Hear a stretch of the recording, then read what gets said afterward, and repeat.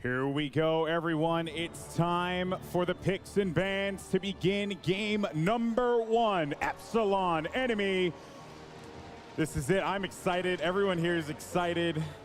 This right here might be pumped. the most important part to this series. Game 1 picks and bans is going to set the pace of this game.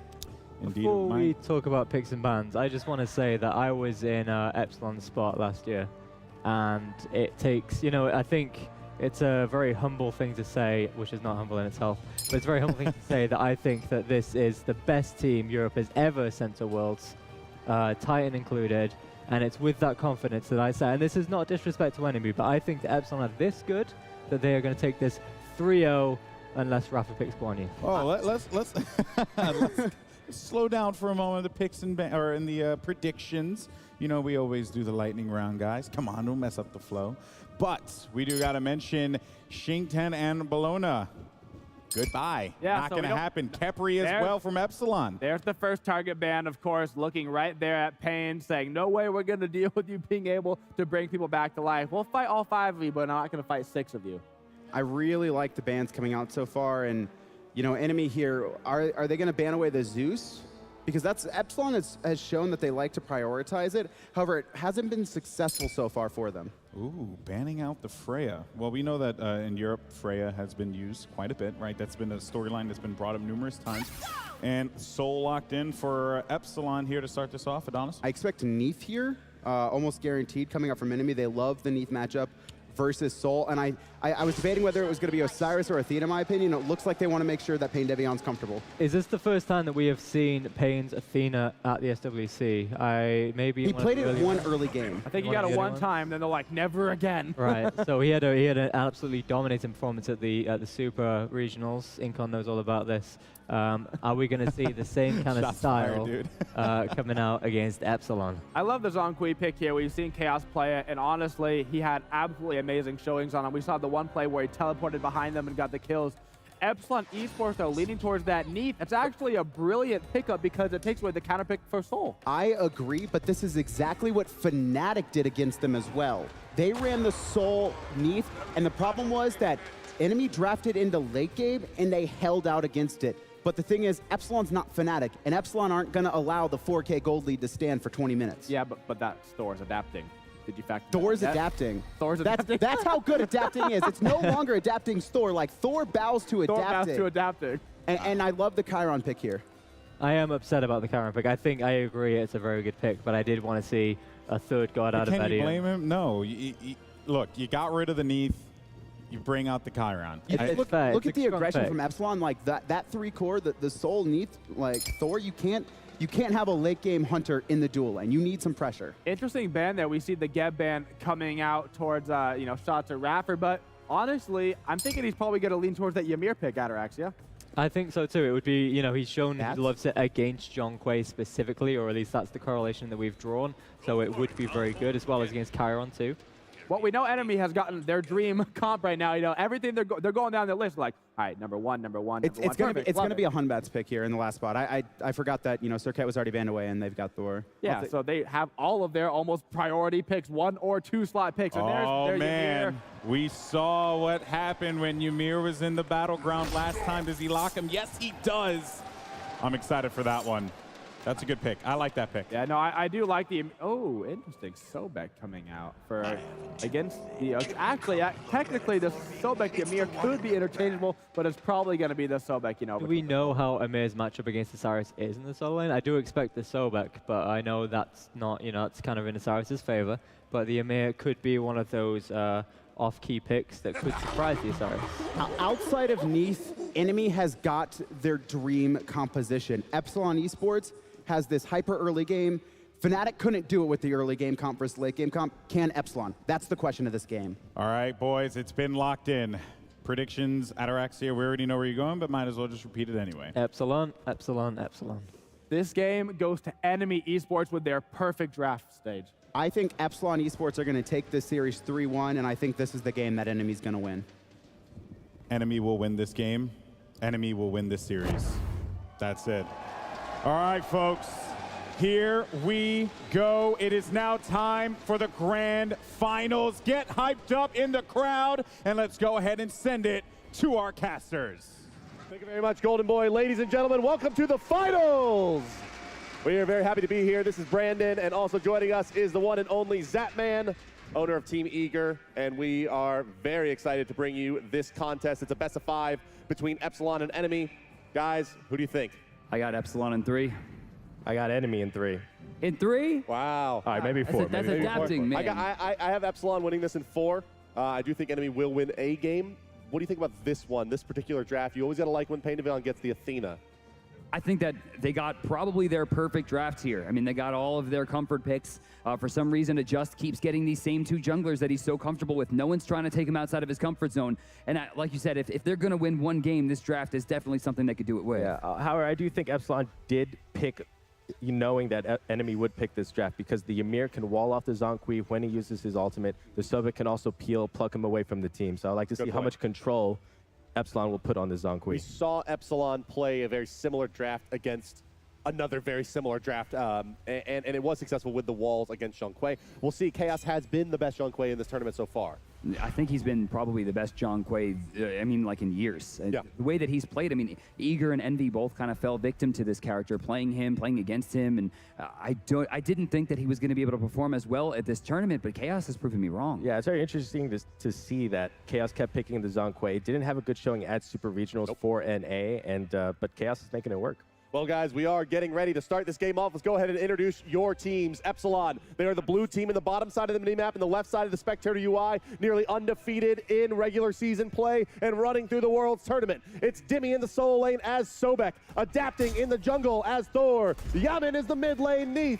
Raffer and Emily2 will combine as a dual lane Amir and Soul. Their opponents today wearing the red trunks, fighting out of the top side of the minimap and the right side of your spectator UI. It's Salt Machine in the solo lane as Osiris. Adjust in the middle lane as Hunbat. Chaos is the mid lane. Zhonghui, Pain Devion, Vicium are the duo. Athena and Chiron. Speaking of Athena and Chiron getting pushed away, Vicium going to take a lot of damage. That was a frostbite shot. Raffer going to control this lane, and that's going to be a missed purple buff experience. Both still available as the ever-aggressive Epsilon continues to strike first. Yeah, both duo lanes have really good pushing lanes, so in order to guarantee that Epsilon would have the pressure in the duo lane, they went for the early invade. 50 seconds in here. Emilito continues to be very aggressive. He'll pull some archer shots here.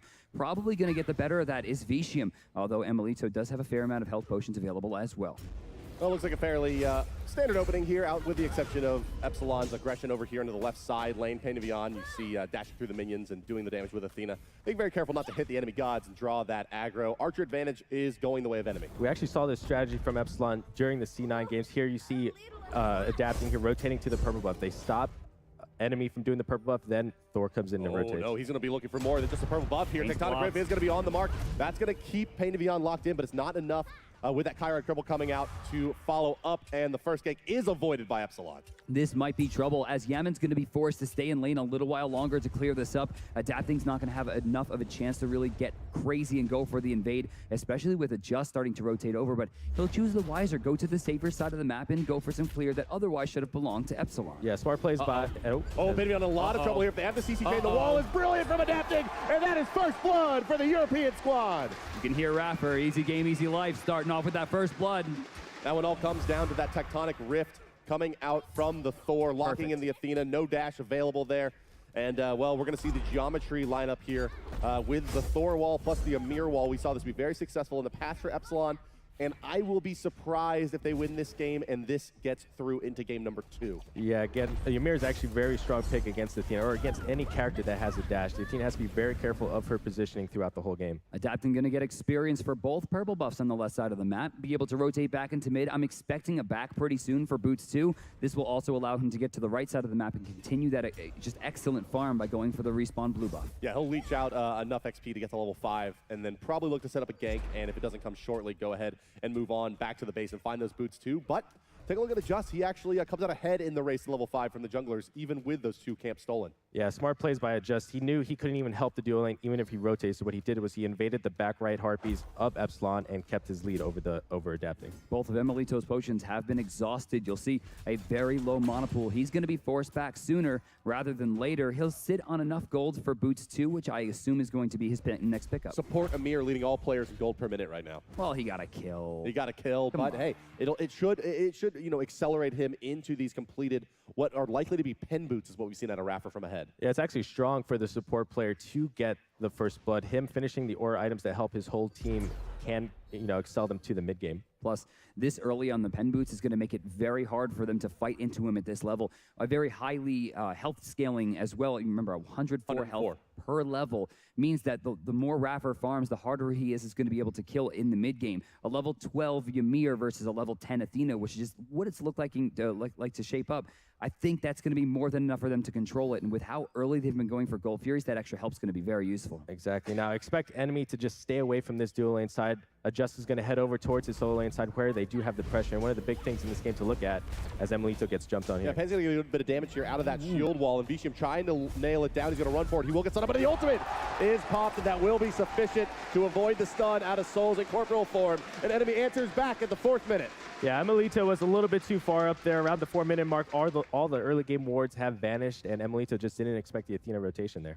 With that, NME answers back now 1-1, and they gain the gold lead as well, albeit only about 100. But at this stage, anything could be valuable. I mean, moreover, I think the value there wasn't so much the gold or experience, but the showing that, hey, we're still willing to fight you. We're not shaken. And the biggest thing there is Soul is a god that's supposed to be ahead. She's made to be ahead. She has so much clear, but now the fact that she's behind, I expect her to get bullied throughout the whole game. NME does have the very modest gold lead here through the first 5 minutes. 1 kill apiece on the board.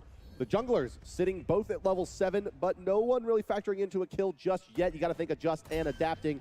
The 2 synonym junglers are looking to get involved here shortly. Look at this here. Salt Machine. Oh, did he get it? He got it. Salt Machine with the timing there. Enemy solo later. A cheeky steal. Yeah, these are the kind of plays you want to see from Salt Machine. Osiris arguably the best laning solo laner in the game other than Bologna, and he needs to keep putting this pressure on the Sobek. That was a really good steal. I mean, that's gold experience. I mean, the blue buff loss doesn't hurt Sobek too much. He has nigh on infinite mana between the builds that he's going to go for. Extra mana from things like Breastplate of Valor and cooldown boots. And then, of course, his ultimate that gives him back pretty much all of his mana as well. So he shouldn't be too troubled by that. Raffer going to be forced to ult early. He'll pull the Gold Fury here. Very surprised to see it just not push him back into the Gold Fury. That should have been a kill. This time, he's going to wind up pulling it. That could be bad. Just takes a ton of damage there. Emelito going to rotate in as well. Vicium does find at least 1 kill, but now he will fall as well, it does appear. It will come Chaos as well with the ultimate adapting in a lot of trouble. He's going to go down as the Exercise Demons comes out, and now falling as well is Chaos. It's a bloodbath outside of the Gold Fury. 4-3 for Epsilon. Very similar to the Cloud9 Epsilon game yesterday. They start off super strong, very aggressive, and 7 kills in 6 minutes. Spells that both of these teams really want to show each other that they have what it takes. Behind? Not anymore. That was really important for Soul to get those kills. But one thing to note is the Humbots, instead of just staying in there and auto-attacking the Ymir down, he tried to run away, but he still took the same amount of damage as he would have if he would have just stayed in and got off all that damage. In the beginning, he should have ulted immediately, pushing Ymir back into the Gold Fury, which he pulled. I mean, that would have been a guaranteed kill, but I think he maybe got a little bit afraid. If I'm Epsilon, I'm noticing these things. I'm seeing that he's not willing to commit super hard. Well, there was a big skirmish there just outside of the Gold Fury, but probably the biggest, or rather the most important or impactful part of that fight is that Yemen does not have to rotate out of the mid lane. He gets about 50% of the tower damage in the mid lane there, in addition to getting a credit for an assist with his ultimate. No, sorry, he picks up a kill with his ultimate, in fact, and is sitting at level 10 above the Zhang Kui here. You can see putting up 500 structure damage with no other damage dealt on the map is likely to be the thing that's going to be the most important going into the mid game. It's going to be this level advantage on the mid lane Neath. So 7 minutes in now for 7 kills, adapting, grouping up here with Raffer for the left camps. Should be pretty free here. No contest, it seems. Enemy going to let this one go for now.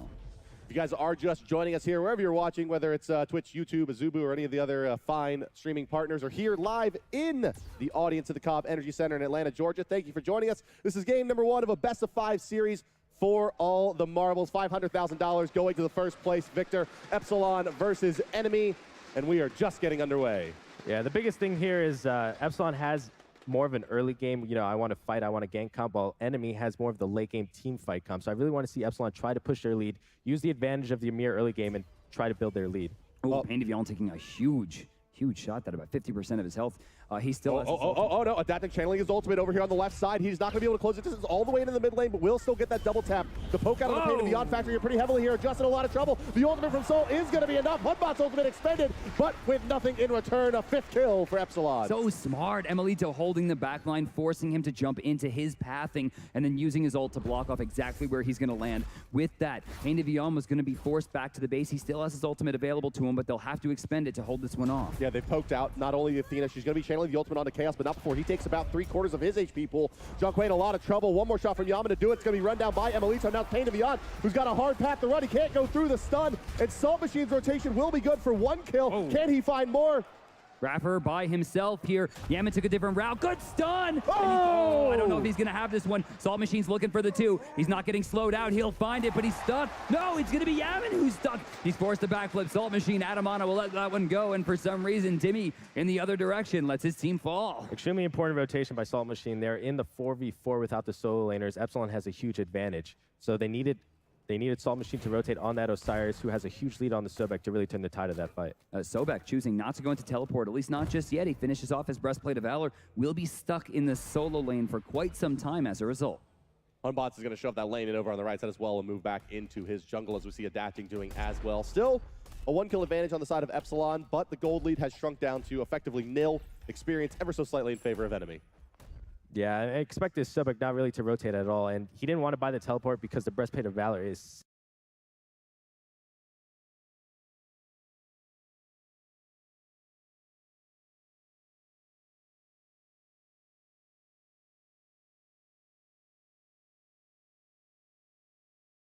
Not even on a sliver of respawn as the blue gets taken, all within 30 seconds of each other. Very efficient farming on the bottom side from Epsilon.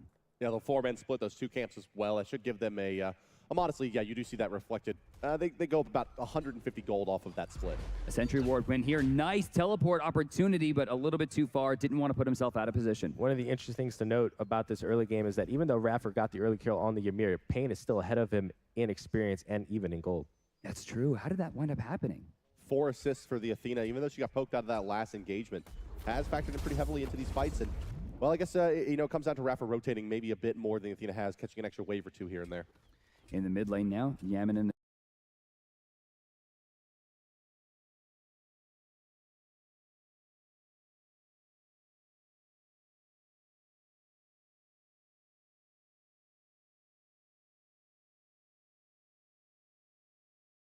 trying to get into a farm game versus Enemy here. No, Epsilon really needs to apply the pressure there. They have a lot of long distance damage and poke, which can really punish the Zonkui pick when he tries to rotate. And Demi activating a health pot here to continue the slapbox fight. Shouldn't have too much trouble cleaning this up, even with a low monopool. You'll notice he does have the blue buff for sustain. Salt Machine trying for some damage here. Shouldn't get too much out of him, though. Yeah, the Judgment Tether comes out, and that's going to force Demi to dash away. And then Osiris will continue clearing the wave. He'll get enough mana back through either his ultimate or the blue buff. But no, instead Demi will fall back and go ahead and pick up that teleport. Even though these slap fights in the solo lane, they look like they don't mean much, but they actually do. What happens there is Salt Machine makes Demi use a lot of his mana, so when maybe a team fight does break out on the other side of the map, Salt Machine is ready to rotate while Demi can't. Speaking of Salt Machine, still sitting on Teleport 1. It is active and ready to go. A full Teleport 3 picked up on the last back. And you'll notice he's walking back to lane, talking about Demi. This is so he can actually rotate to the Gold Fury a little bit later than if Salt Machine were to, take the Teleport. But he's going to do, no, not the same thing. Sitting still on Teleport 1, going into Runeforge Hammer.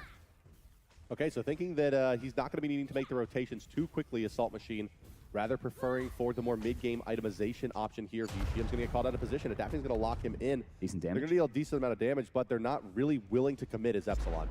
Decent damage, not from Adapting that time. Yaman forced the backflip a bit early. Fight. Let's take a listen to with Epsilon's comms as Iraffer moves in and Adapting goes up. Be careful, Joe. Sorry.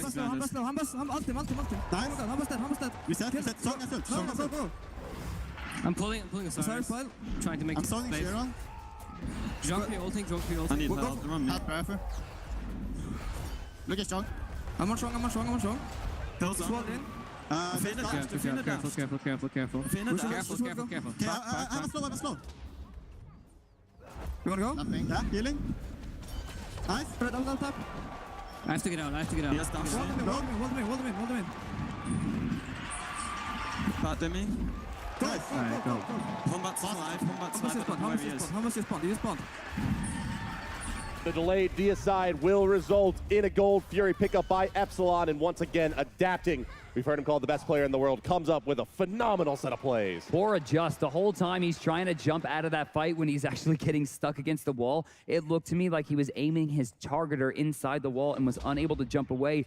He got caught. I mean, that's land nerves. That's what's happening when you're on the biggest stage of all. Yeah, and that's the thing. When you're looking to escape with someone with a leap, you automatically default to max range leap, but what happened is that clipped the wall. He really needed to do a medium range leap to get out of there. And a small mistake like that results in Hunbots not getting anything off in that fight. They won the extended 5v4 as a result, and there's Yaman, 3 kills out of the 5 in that exchange, and of course the Gold Fury afterwards. They're up now 3,600 gold.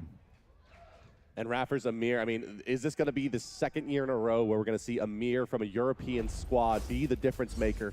And will we see a ban on the father of the Frost Giants? I mean, if you're going to play Zhang Kui against Epsilon, Ymir has to go away. I mean, I think that's what it is. This is the second time we've seen them do this, and it's incredible. Right. I mean, when you think about Chaos's god pool right now, we've only seen Zhang Kui and we've only seen Agni, both gods which Ymir is a good counter to. Fair enough, yeah, with the dash and with the need to basically walk into the fight from Zhang Kui. And you notice there, Raffer has leveled up the wall yet again. I think he has 3 points in it now in his first 10. Yeah. Yeah, the 3-4-1-2 is the build-up for your Amir. Very strong. I mean, just being able to block heresy to not level the stun. Basically, I mean, like 3 months ago, Glacial Strike. If someone, yeah, I mean, Glacial Strike and the stun are always the first 2 maxed. It does work well with this comp because he does have the root from Neith. All Neith needs is half a second to guarantee her root, and it doesn't DR the target. Which is so good, too. I mean, with this wall, being able to block out for so long, at this rank, I'm pretty sure, if it's level 3, I would assume it's 5 seconds, yes? 4 seconds, 5 seconds? 4 seconds. Start counting, 3, 4.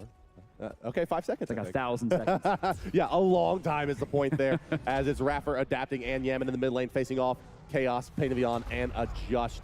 All 3 from the same positions here, the support, the jungler, and the mid laner. Plus, they have the Thor wall as well, which is really important. I mean, consider, Vidium does not have a jump, he has a dash. So does Athena. Zhang Kui has neither. Salt Machine would have to use his ult or his passive, I guess, to get through these things. Structure comp against enemies' current team comp is actually really strong. Yeah, I mean, and they're doing a great job of making enemy use their actives. 3 times, all 3 deaths that Adjust has had is because he's been caught without his beads up. It seems like more and more teams are really figuring out the Hun bots in this tournament. He's been a very, very popular pick. He's factored in pretty heavily to, yeah, you could go, Brandon. I mean, this sounds like 2012, 2013 when, you know, original Sun Wukong broke the game entirely. I thought you were going to say that you called that Hun bots was going to be a pivotal pick in this tournament. Oh, no. I mean, this is, well, I did, but this is like way old school, right? I mean, Zap, you remember way back in the day. I mean, Sun Wukong was banned every tournament, and then eventually people let him through. It's like, I don't think people remember how to play him anymore. And if they do, we figured out how to fight him. Yeah, I mean, he was extremely strong. His passive actually gave him 10% movement speed. Movement speed is one of the strongest stats in this game. Yeah, the out-of-combat move. Tell that to Anister yesterday, who got that crit twice in a row, right? Yeah. but this is why Thor is such a popular pick. If Adjust or the other team wants to go for the Hunbots pick, it's very weak in the early game. So you saw Adapting put a lot of pressure into the duo lane, while Adjust, all he could do was just farm. Speaking of Adapting, the Mail of Renewal getting started up here. Once that's finished, he's going to have full CDR and a lot more effective frontline push in these fights. Remember, with the Raffer's Wall, he'll have a way to get in and out very efficiently. And if he does find 1 kill, he's going to start taking health back faster than what I assume enemy can deal. Once again, it's Yaman. I mean, there's so much attention paid to the rest of the squad on Epsilon, but this cat is the unsung hero. Reason that they are winning these games. 4-0-6 on the knee. Oh, this finds 2 wards. That was 2 sentries too. The dream. That was really sentry return from Vicium there as he rotates in and does get that vision back. But Yaman is definitely the player to watch here. I mean, there's some flashy plays coming out of Raffer and Adapting, but Yaman is the rock that is the key to victory for Epsilon. Emelito right now, Stellar Burst, some damage to Chaos, not a lot. They're going to pressure in. There's a Polynomica done on Emelito here, so you know, each one of those shots is starting to tick this tower down more and more. Speaking of which, look at that one, Adapting to the sky in the backline, gonna miss, but the structure comp starts to tick away. Raffer with a ton of damage from the ultimate, and Adapting, although he's in trouble, the Mail of Renewal, just a small amount of CDR lets him get in and out very efficiently. Yeah, I mean, that one just comes down to the ability to lock those targets down with the structures in the Soul ultimate, and you notice that Soul is going for a very mage-esque build-up. You got to be so impressed with Epsilon. What they did there is they baited their 2 carries, so Athena thought she was safe. She got, oh, I got a taunt on 2 carries. Raffer was waiting in the back line there, so once the taunt went off... Whoa. Soul Machine that has just not rotated over at all. He finally gets back, and there's the wall. He walks over. I don't even think it needed, but the Phoenix is going to fall at 18 minutes, and the teleport available on Soul Machine does not get used. A little bit odd by Salt Machine not rotating there. He probably thought he couldn't do anything, try to get as much farm as he can. Maybe just misjudging the damage coming up from Soul with Polynomicon as well. And yeah, he does... What's so curious there is that he kind of commits to that split push, but gets what? 7%, 10% damage on that tier 1 tower on the right side. Let's go back to the replay. Let's check out, the unsung hero again. It's going to be Yaman from the backside, doing as much damage as possible. Immediately puts the weave down and is ready to initiate on the fight again. Doesn't even need the ultimate here. You can just see how the fight breaks out, and then comes that AoE root to hold them in place. Damage coming through, and there's a rampage for Yaman here. He'll find a second kill as well at the end of this. Yeah, the most impressive thing, like I was saying before, is that the carries baited themselves for the Athena to come in. Raffer waiting in the back line, moves forward, uses his freeze, forces beats, and then adapting goes up in the air as Thor to clean them up. It's an 8,000 gold lead, or at least almost. They're getting there. I mean, Epsilon has already put themselves in a great spot. Oh, adapting once more, looking over here, just outside of the red buff, going to go into multiple targets here. They're going to force a leap out of Adjust. The wall just off the mark. Adapting, still going to move in. He's missed everything. Yeah, he missed all of his abilities there. And he's fine. He's going to beads away from the Hunbot's ultimate, and Raffer's now going to take the brunt of the damage from enemy, but in will come Emilito. Wall. The shell's been used. The wall is there. Pain of Beyond's frozen in place. He'll take a bunch of damage from Stellar Burst plus the Polynomicon proc. That root, man. But that should be enough to get them out. It just actually goes in, but they're walled off by... Oh, the burst! So close. If actually he didn't get stopped there by the wall, he might have died because he was stepping inside the trail left by Soul. Just too much poke. I mean, Adjust is poked out. Salt Machine's poked out as well. It doesn't look like enemy's going to have a very good option to aggress in here.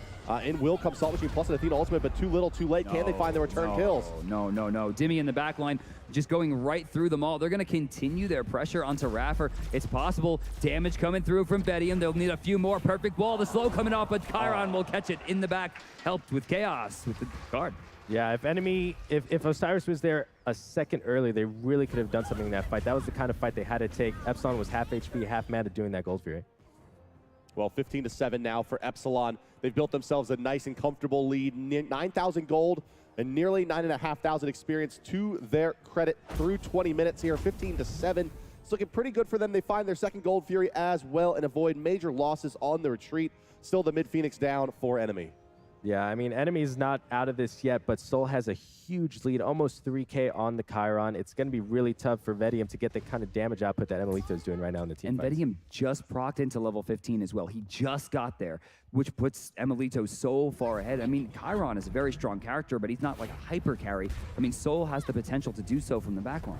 Yeah, an enemy right now in these team fights, they can still win a team fight. They do have the Zonkwe all in, plus the big AoE CC of Adjust. What they need to do in these team fights is Athena ult, Salt Machine, go into the back line, try to take out this Soul or the Neath, who doesn't really have a great escape. Adjust again, forced to beads here. Raffer looking for the wall. No, he second-guessed himself, and as a result, it will miss. No tier 1 towers remaining on the side of enemy, just a tier 2 on the left and a tier 2 on the right. Mid lane, about a minute away, it looks like, from that Phoenix respawning as well. It looks like the aggression is going to come to the left side, where Vicium is completely isolated there. The Neath ultimate getting credited for that kill.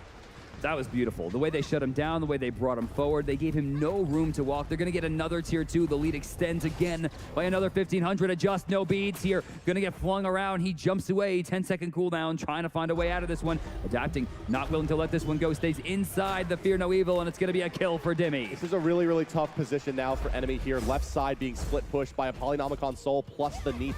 They're going to be forced to invest into here, but not before that Phoenix does go down. Emilito looks like he wants to continue fighting, and indeed he will as Adapting comes crashing in. Another brilliant wall out of Raffer. The ultimate going to pop it down. Will go Chaos. 4 members down, just Salt Machine still alive. But not being too greedy yet is Epsilon. Now they will go in and start damaging the Titan. But with 2 Phoenixes down, they know that this Fire Giant is wide open, and they're going to make their way to the right side of the map. I really thought they were going to end their Zap. They could have ended it, but they just wanted to have that mindset. Let's play discipline. Let's play discipline. And I think trapping enemy in this game where they're so far behind is it's starting to chip away probably at their morale. Because look at it. I mean, enemy has a Just on one of his top gods, Chaos on one of his top gods, and Pain on one of his top gods as well. And Salt Machine on his signature Osiris. This is their comfort picks, and they're getting really worked by the Amir. They're going to bring 2 in. They release the Fire Giant from the fight, it seems. Yaman will take some damage off the Mist Tank. They're going for it, though. Salt Machine not taking a lot of damage. They definitely overcommitted to this fight on the side of Epsilon, and there's not a lot of mana for them to continue this. That's big. The Athena taunt is down now, so the re-aggression is going to be really unlikely for enemy for at least the next 10 seconds. I thought they were going to go in. I mean, Raffer, you can see, he's actually going back right now. Yeah, you notice how Epsilon backed one at a time. They wanted to make sure they staggered their backs so enemy didn't feel confident enough to use their to go for Fire Giant there. Demi on the right side continues to hold. He wants to keep himself close enough to the Fire Giant to ensure that they have control. You can see him rotating in after he helps clear the wave. Salt Machine's going to be back in here. Again. Teleport still available. He's got his Nemean Lion and Shield of the Underworld combo on as well to try to help shut down some of the auto attack damage. And obviously, Neath can be very effective in that regard, but Soul not as affected. You almost never will see a height of the Nemean Lion outside of a 6th slot. It just goes to show you how far ahead Epsilon is. Especially considering that Soul is a big-time problem here for Salt Machine, and the Thor, not so much. It's really only the Neath that's going to be too affected by the Hive. Chiron in some trouble early. Ultimate, that's a huge point of CC reduction gone. They're still going right into him. He does get the block, actually, in the World Weaver. The block comes out from Salt Machine, but it's just not going to be enough to stop the damage coming out from adapting. Uh-oh, it just jumped early. Thor's still in the sky, it seems. Yeah, he'll blink out, but he gets the double tap. Yeah, he's still going to be in trouble as the beads are going to be used to reset cooldowns. Adjusting a lot of trouble here. He is going to go down as well. Yaman is divine. 9 kills and no deaths for the mid laner of Epsilon. If enemy could blind pick, they would have probably picked this comp, but they have no practice in NA against Ymir. Ymir is almost never picked in NA, and this Ymir pick is literally winning them the game. We saw them use this against Cloud9 effectively. That has Epsilon and enemy as well. Seems to not have an answer for the god and the creator and the father of the Frost Giants. No trouble whatsoever there. Pain Evian going to get looked to as Adapting goes deep to try to continue the fight. Wall about to come out. Yeah, Pain Evian blocked off. Pain Evian stunned. He's rooted and he's gone. Adapting with the kill. I mean, those of you at home or watching here in the audience, I think everybody knows what it feels like to get beat by a support Amir. Whoa, wait. Just everywhere. Bart, wait. 3-1-19? Has Adapting been a part of literally every single kill? Adapting sitting on 100% kill participation in this game. 22 kills in 25 minutes. Not even and possible. the Thor has been in all of them. 19 of the kills participated in by Yaman as well. Jeez. Zap, talk to us a little bit about that. Like, how does a jungler get to that point? Global's hard. That's incredible. I mean, that just means Adapting is the one. He's play calling. He's leading his team. He's telling them where to fight, when to fight, and who to go on. Well, he should stick around for this one. Yeah, Fire Minions coming in from 2 sources, it seems. You'll see, it looks like Yaman going to back up just to get those creeps into the jungle. They have 3 full waves coming in just a second. Are they going to take this opportunity? Yeah, there's no rush for Epsilon. They're just going to wait here, wait for the fire creeps to pour in from all 3 waves, and probably maybe take down these Phoenixes as they spawn. I do want to give you a little factoid here about Demi. Demi has been pretty ill for this entire tournament. Yeah. And you may notice it at his playstyle. It's a little bit more passive than you would expect to see out of this player, especially considering what happened in Super Regionals. That being said, I believe he's died under 5 times in the entire World Championship tournament. That's not a joke. Yeah, I mean, he's sitting somewhere between like 0 and like 4 deaths. And that's another Phoenix. That's another 1,500 gold between the two. Check out gold in hand here. They're going to back and spend it. It's a great opportunity. Oh, everyone over 2K except for Demi at 1,900. 10,000 gold is about to be spent. Yeah, there's no point to risk it. It's very dangerous fighting it to 5 and trying to kick out the Titan. They're going to back up. They all had 2,000 gold in hand. They're going to get another item, get another power spike, and then look to end the game. And they still have 2 minutes with this Fire Giant with 3 Phoenixes down. Nothing is stopping them from taking this over. They still have 6 towers up. Even if they wind up wiping in this fight, there's no way there's enough time for enemy to return this game. Yeah, there's a Rada Tahuti out on the Soul as well, which means his poke is going to start nearly killing a Just. I mean, there's not much that he can do really against the Polynomicon Rada Tahuti combination. It's going to be about 1,000 damage out of those Stellar Bursts. Adapting, leading the charge here. Yaman right behind. just kind of like how the casters talk about it usually. Yeah. And well, you see Amir and Sol making their way up, and it's going to be a purple pot Amir at the 27th minute. I think that's a good idea. Yeah, I mean, if you know you're going to end, spend the 450. Yeah, he's just min-maxing his damage. There's no reason if you have 500 gold left to not get that purple pot. He's going to go for the probably the extra damage out of his ultimate onto the Titan is what Raptor's got to be looking for here. Adapting, baiting the back. I was effective. What about you? Yeah, definitely. It's just mind games. Mind games that Adapting's playing. They want to show that they're a dominant team, and they want to, get them in a really demoralized mentality for game 2. Adapting showing off his best Omega impersonation there, spamming the recalls. Now will go up into the sky. Clean. With the ultimate coming down from the Amir with the purple pot. Epsilon cleanly takes enemy down. So it's great. They get the Fire Giant. They go back to the front. They take the right Phoenix, the right tier 2. They go right